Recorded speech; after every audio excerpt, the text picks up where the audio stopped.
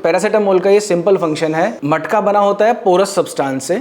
Same way हमारी skin के अंदर छोटे छोटे पोर्स हैं जिनसे हमें स्वेटिंग होती है, रिजल्ट में हमारी बॉडी का टेम्परेचर थोड़ा डाउन आ जाता है। इस थ्रेशोल्ड लेवल को ये बढ़ा देगा। पेन के सिग्नल्स ट्रेवल कैसे करते हैं?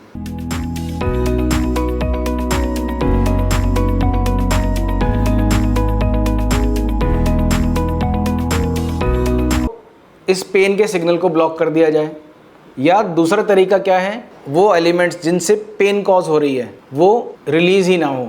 ओपियोइड एनाल्जेसिक का काम क्या होता है, अगर वो सिग्नल्स ब्लॉक हो गए तो पेन का परसेप्शन नहीं होगा।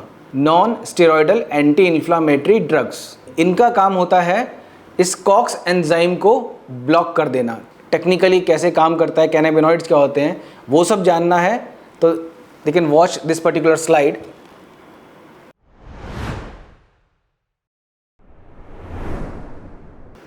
तो आज हम बात करने वाले हैं analgesics, antipyretic and anti inflammatory drugs की। एनाल्जेसिक्स क्या होते हैं, जो पेन को कम करते हैं या पेन को ख़त्म करते हैं। एंटी इन्फ्लामेटरी क्या होते हैं, जो इन्फ्लामेशन को ख़त्म करते हैं। और एंटीपायरेटिक क्या होते हैं, जो पायरेक्सिया यानी कि फीवर को ख़त्म करते हैं या कम करते हैं। अब बात आती है कि पेन किलर्स क्या होते हैं। सिंपल एक लाइन में डिफाइन कर सकता है कोई भी कि ठीक है, जो पेन को ख़त्म करे वो पेन किलर होते हैं। बट अगर आप एक फार्मास्यूटिकल फील्ड में है या इस बारे में थोड़ा ज़्यादा जानना चाहते हैं तो ये वीडियो आपके लिए है कि एग्जैक्टली पेन किलर्स की क्लासिफिकेशन क्या है, वो कैसे काम करते हैं। सबसे पहले हमारे लिए जानना ज़रूरी है पेन के सिग्नल्स ट्रेवल कैसे करते हैं।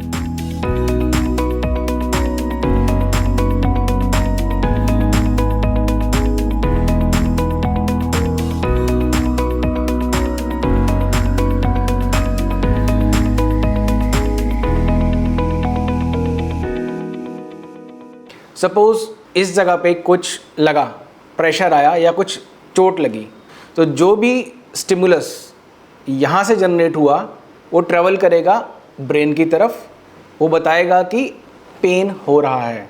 That is called nociceptive signals. हमारा पेरिफेरल नर्वस सिस्टम पूरी बॉडी से सिग्नल्स कलेक्ट करके सेंट्रल नर्वस सिस्टम में भेजता है और कमांड जाएगी बॉडी के अंदर, अगर पेन हो रहा है इसको यहाँ से हटाओ, अगर पेन हो रहा है इसको और कहीं टच होने से बचाओ। तो दिस इज़ कॉल्ड नोसिसेप्टिव ट्रांसमिशन। अब ये दवाइयाँ काम कैसे करती हैं, या तो इस पेन के सिग्नल को ब्लॉक कर दिया जाए, सिग्नल यहाँ से यहाँ ट्रैवल करना है, कुछ ऐसी दवाई आ जाए जो इस सिग्नल को ही ब्लॉक कर दे, तो क्या होगा, हमारे ब्रेन को पता ही नहीं चलेगा कि ऐसा कुछ पेन या ऐसा कुछ स्टिमुलस यहाँ पे आ रहा है, तो पेन की फीलिंग ही नहीं आएगी। या दूसरा तरीका क्या है, ए सीरीज़ ऑफ केमिकल्स रिलीज़ होते हैं जैसे ही पेन का स्टिमुलस आता है। जो केमिकल्स प्रोड्यूस हो रहे हैं एक के बाद एक, उस चेन को कहीं से ब्रेक कर दें ताकि मेन वो एलिमेंट्स जिनसे पेन कॉज हो रही है वो रिलीज़ ही ना हो, ताकि पेन का सेंसेशन कम से कम हो, इन्फ्लामेशन कम से कम हो। So depending upon chemical structure, broadly हम पेन किलर्स को दो कैटेगरी में डिवाइड करते हैं। ओपियोइड एनाल्जेसिक्स जो कि मॉर्फिन के स्ट्रक्चर को रिजेंबल करते हैं, और दूसरे होते हैं नॉन ओपियोइड एनाल्जेसिक्स यानी कि non steroidal anti inflammatory drugs, जिनको कॉमनली हम नसेड्स के नाम से भी जानते हैं। एग्जाम्पल उसका है डाइक्लोफिनेक, एसिक्लोफिनेक। ओपियोइड एनाल्जेसिक्स यानी कि मॉर्फिन जैसे प्रोडक्ट, या फिर मॉर्फिन को जो मॉडिफाई करके बनाए गए हैं, केमिकली लैब में सिंथेसाइज किए गए हैं as per the structure of morphine. इसका सबसे अच्छा एग्जांपल जो आज की डेट में सबसे ज़्यादा यूज़ होता है दैट इज़ ट्रेमाडोल। ट्रेमाडोल का chemical structure basically steroidal structure है जो कि मॉर्फिन को रिजेंबल करता है, जो कि मॉर्फिन के स्ट्रक्चर पे बेस्ड लैब में सिंथेसाइज करके बनाया गया है। एक प्लांट है ओपियम पोपी, जिससे मॉर्फिन को आइसोलेट किया गया, जो कि अप्रॉक्सीमेटली 3000 BC से भी पुराना इसका रिकॉर्ड है कि ओपियम पोपी को as analgesic, as painkiller use किया जाता था। सो ओपियोइड एनाल्जेसिक का काम क्या होता है कि वो सिग्नल्स को ब्लॉक कर देते हैं। जो सिग्नल्स नोसिसेप्टिव ट्रांसमिशन कैरी करते हैं ब्रेन में, ये बताते हैं कि यहाँ पेन हो रहा है, उन सिग्नल्स को ही ब्लॉक कर देता है। अगर वो सिग्नल्स ब्लॉक हो गए तो पेन का परसेप्शन नहीं होगा। Second category non steroidal anti inflammatory drugs. इनकी फर्दर दो तरह की क्लासिफिकेशन होती है जिसको हम ब्रॉडली बोलते हैं selective COX inhibitor and non selective COX inhibitors. Selective कौन से होते हैं? COX 2 inhibitors. हमारी बॉडी के अंदर दो तरीके से प्रोस्टाग्लैंडिन्स प्रोड्यूस होते हैं। एक होता है कॉन्स्टिट्यूटिव कॉक्स 1 साइक्लोऑक्सीजनेज 1 एंजाइम के थ्रू, और जो कॉक्स 2 होता है वो होता है इंड्यूसिबल, यानी कि जब पेन का स्टिमुलस आता है या ऐसा कोई हर्ट करता है किसी सेल को कोई स्टिमुलस, तब जो प्रोस्टाग्लैंडिन्स प्रोड्यूस होते हैं वो प्रोड्यूस होते हैं कॉक्स 2 की वजह से। तो अब ये पेन किलर काम कैसे करते हैं? इनका काम होता है इस कॉक्स एंजाइम को ब्लॉक कर देना ताकि प्रोस्टाग्लैंडिन्स का प्रोडक्शन बंद हो जाए या कम हो जाए। कॉक्स 1 से जो प्रोस्टाग्लैंडिन्स बनते हैं हमारी बॉडी में ऐसे काम करते हैं जो कि हमारे लिए ज़रूरी हैं। फॉर एग्जांपल हमारा गैस्ट्रोइंटेस्टाइनल ट्रैक्ट GIT, इसके अंदर डाइजेस्टिव एंजाइम्स प्रोड्यूस होते हैं प्लस एसिड प्रोड्यूस होता है। वो इतना हार्श इतना स्ट्रॉन्ग होता है कि जो भी फूड उसमें जाता है वो सब डाइजेस्ट हो जाता है, लेकिन फिर भी हमारी गट यानी कि इंटेस्टाइन को कोई नुकसान नहीं होता। वाई? बिकॉज हमारा फूड पाइप से लेके स्टमक से पूरा इंटेस्टाइन चारों तरफ एक म्यूकस की थिक लेयर वो मेंटेन करते हैं। कौन? प्रोस्टाग्लैंडिन्स, ताकि एसिड या बाइल जूस या डाइजेस्टिव एंजाइम्स जितने भी प्रोड्यूस होते हैं उनका असर इंटेस्टाइन पे या स्टमक की इंटरनल लाइनिंग पे ना हो। सो इस तरह के कॉन्स्टिट्यूटिव प्रोस्टाग्लैंडिन्स ये प्रोड्यूस होते हैं कॉक्स 1 के थ्रू। कॉक्स 2 के थ्रू क्या प्रोड्यूस होता है?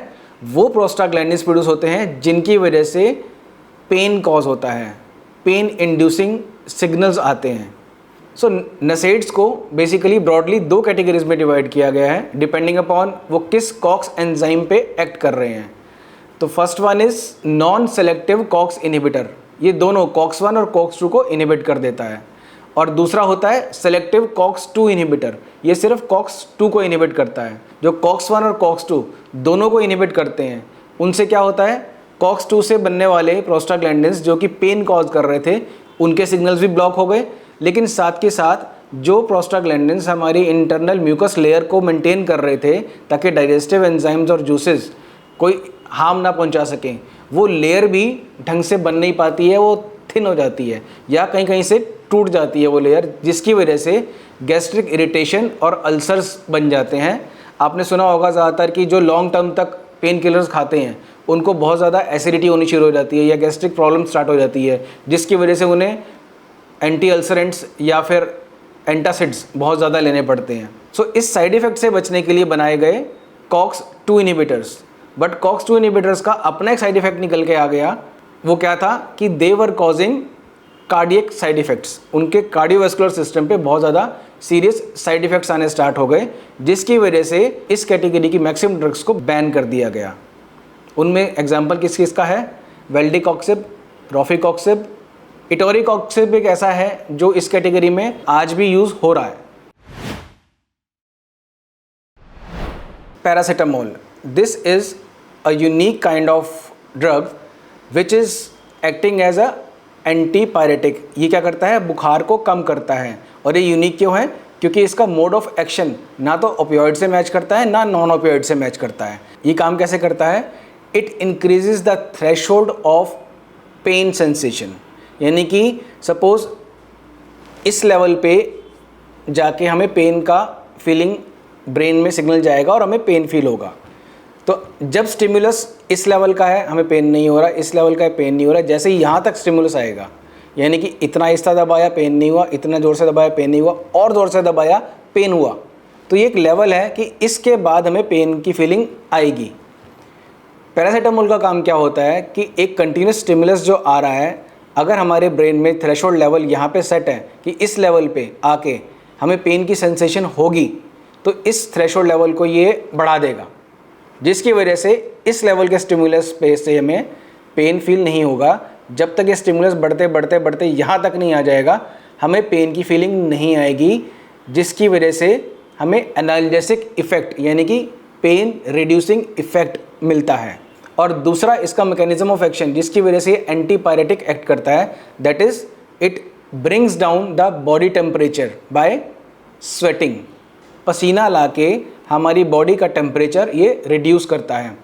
इसका बड़ा एक सिंपल सा एग्जांपल मैं आपको देता हूँ। कभी आपने देखा होगा कि मटके के अंदर जब हम पानी डालते हैं तो वो कुछ देर में ठंडा हो जाता है। मटका बना होता है पोरस सब्सटेंस से।